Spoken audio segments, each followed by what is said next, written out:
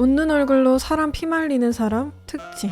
웃음도 많고 유쾌하게까지 합니다. 그런데 이상하게 함께할 미래를 상상하면 불안해지는 사람이 있습니다. 겉보기엔 좋은 사람 같은데 우정, 결혼, 연애 등 함께 시간을 보낼수록 미래를 설계하기가 막막해집니다. 겉은 웃고 있지만 정작 중요한 순간에 자신의 감정을 철저히 숨기고 문제를 해결하기보다는 감정 속으로 숨어버립니다. 오늘은 감정 자가격리자에 대해서 알아보도록 하겠습니다. 여기 안정감을 추구하지만 안정감과 멀어지는 선택만을 하는 모순된 사람이 있습니다. 미래의 이야기는 막연하고 과거의 이야기는 들추고 싶지 않고 현재의 이야기는 총체적 난국인 현실에 닥친 문제를 회피함으로써 인생에서 같은 문제가 반복되는 유형입니다. 문제를 객관적으로 인식하고 통찰력을 가지기보다는 감정 속에서 같은 생각을 반복하고 스스로를 더 괴롭게 만들죠. 감정 자가격리자들은 왜 그럴까요? 첫 번째로 어린 시절 혼자 감당해야 됐던 문제를 가지고 있었을 가능성이 높습니다. 정서적인 학대, 부모님의 갈등, 따돌림, 성정체성 등이 여기에 속합니다. 두 번째로 막연하게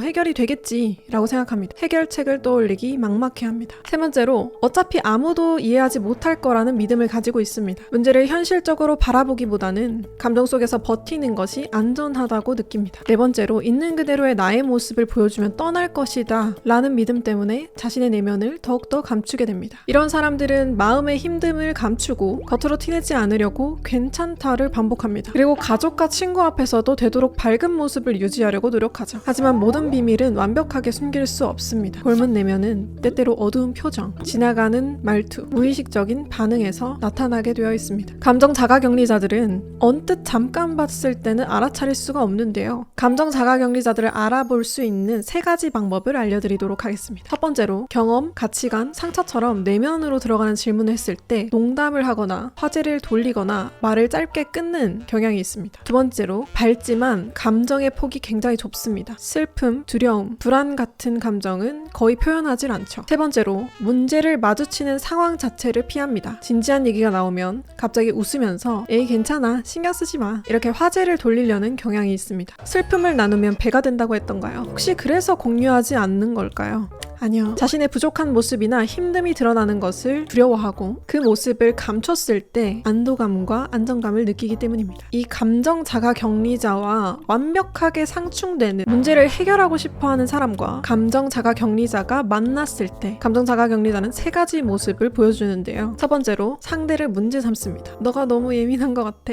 그건 확대 해석인 것 같은데. 문제의 본질보다는 상대의 반응을 지적하며 대화를 급히 종료하려고 합니다. 두 번째로 내면을 마주하게 하는 사람을 부담스럽게 여기고 서서히 거리를 둡니다. 연락이 뜸해지거나 만남을 피하려는 모습을 보이죠. 세 번째로 원래 회피형이 아닌데도 불구하고 본인이 꺼리는 주제가 나왔을 때 스스로의 문제에 관한 얘기가 나왔을 때 입을 닫아버리는 회피형의 모습을 보여줍니다. 이런 사람들은 스스로의 고민만 힘들어하는 게 아닌데요. 타인의 고민을 나눌 때도 통찰력을 발휘하기가 어렵습니다. 타인의 고민을 들어줄 때에 경청하고 들어주는 것에서 그칩니다. 자신도 모든 감정의 원인을 찾고 해결하는 것이 무섭고 두려운데 타인도 그럴 것이라 단정하기 때문입니다. 내면적 경계 설정이 높아서 대화를 할 때 방어 기제가 조금 높고 내면의 이야기를 자연스럽고 매끄럽게 이어가기가 힘들다는 특징이 있는데요. 그래서 몇 년을 만난 연인이더라도 혹은 가족이더라도 크게 내면 이야기를 하지 않습니다. 치유를 위해서 노력하기보다는 자신이 만든 감정의 방 안에 내면을 가둬버리고 절대 세상 밖으로 나오지 못하게 하죠. 혹시 본인이 감정 자가격리자라고 느끼시나요? 이 5가지에 해당된다면 감정 자가격리자입니다.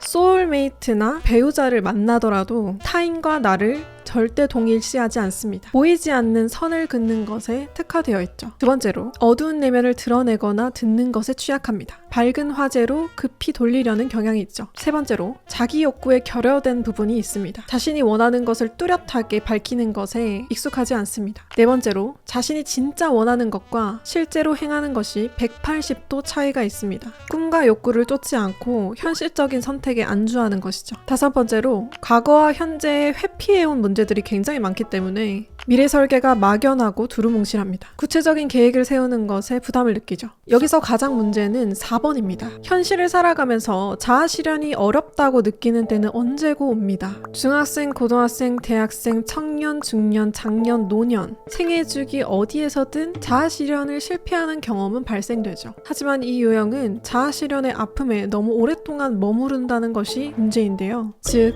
회복 탄력성이 낮다는 뜻입니다. 이것은 삶을 영위함에 있어서 실행력, 인지력에 굉장한 큰 오류를 줍니다. 성공을 해도 실패를 해도 문제인 것이죠. 자신의 작은 성공에 기뻐하기보다는 작다에 포커싱이 되어 낙담하고 큰 성공을 하고 나면 다음에도 성공할 수 있을까 걱정하고 두려워합니다. 언젠가 실패라도 한다면 다음 도전의 기회를 아예 배제하여 나 안 해 하고 도망가기 일쑤입니다. 누구도 자기 자신을 비난한 적이 없는데 스스로가 자신의 가장 큰 안티팬인 격입니다. 자신이 원하는 욕구와 꿈을 스스로가 포기해버리고 실제로 행하는 현실적인 선택들은 진짜 자신이 원하는 것과 180도 다른 이 괴리감이 있기 때문에 내면의 충돌이 크고 항상 자신 안에서 괴로워합니다. 혹시 가족 중에 이런 사람이 있다면 혹은 사랑하는 연인이 이런 유형이라면 몇 년을 만나더라도 내면이 연결되기 어렵다고 느끼죠. 소중한 이와 함께 내면적인 성장을 이루기 위해서는 상대와 나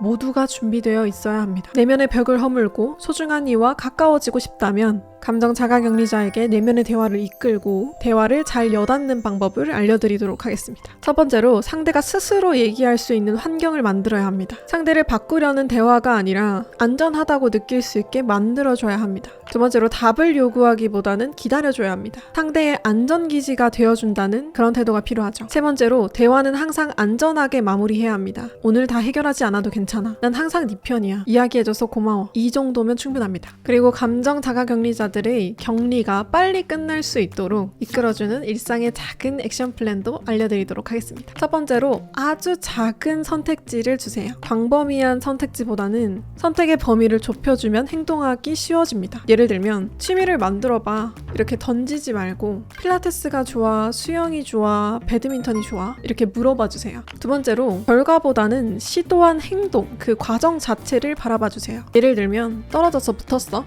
어떻게 됐어? 이렇게 물어보지 말고 근데 결과가 어떻게 됐든 시도 안 해봤으면 후회했을 거야. 약간 이런 반응인 거죠. 세 번째로는 감정을 끝없이 공감하기보다는 다음 행동을 함께 정해주는 것이 좋습니다. 예를 들면 많이 힘들었겠다. 그래서 이렇게 계속 끝없이 공감해주기보다는 오늘은 생각 정리했으니까 내일은 좀 몸을 움직일까? 어떻게 외출을 좀 해볼까? 이런 식으로 감정에 오랫동안 머무르는 것 같으면 약간 유도해줄 필요는 있습니다. 삶에서 누구나 성공과 행복을 원합니다. 행복하게 세상을 살아감에 있어서 가장 중요한 것은 사람과의 상호 교류이죠. 그리고 사람과의 관계에서 가장 중요한 것은 감정 교류입니다. 이 감정을 어두운 지하실에 꾹꾹 눌러 담아 가둬둔다면 절대 삶은 밝아지지 않습니다. 내가 밝은 척을 하더라도요. 본인이 감정 자가격리자라면 이렇게 변화를 도모해보세요. 첫 번째로 혼자 견디지 말고 가장 안전하다고 여기는 사람, 딱 한 사람에게만 솔직해져 보는 겁니다. 두 번째로 감정을 숨기기보다는 사실만 말해보세요. 나 요즘 너무 지쳤어. 딱 이 정도면 충분합니다. 세 번째로 괜찮아라는 말을 한 번만 참아보세요. 괜찮지 않은데도 괜찮다고 말하는 순간 또다시 감정을 감옥에 가두게 됩니다. 감정을 숨기는 것은 나를 보호할 수는 있습니다. 하지만 나를 행복하게 만들지 않는다는 것을 꼭 기억하세요. 자가격리한 감정의 문을 한번 열어보세요. 여러분의 인생도 열리기 시작할 겁니다.